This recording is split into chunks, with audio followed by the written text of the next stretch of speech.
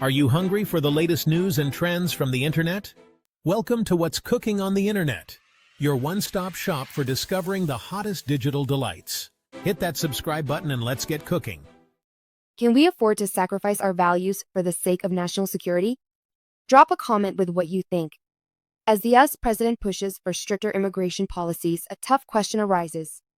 What's the real cost of prioritizing national security over the well-being and dignity of immigrants?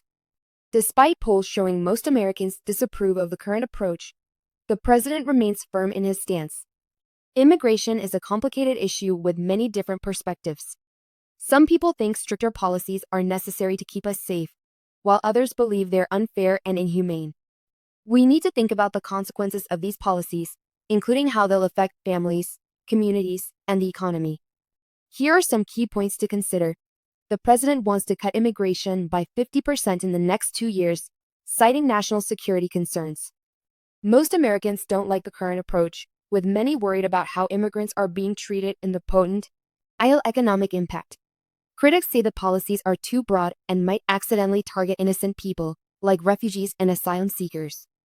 Supporters of the policies think they're necessary to prevent threats and keep us safe. It's also important to remember the US has a long history of immigration. Immigrants have always contributed to the country's growth and development, but right now, there's a lot of fear and division. Many people feel immigrants are a threat to national security. We should also think about the economic impact of stricter immigration policies. A study found that immigrants contribute a lot to the US economy.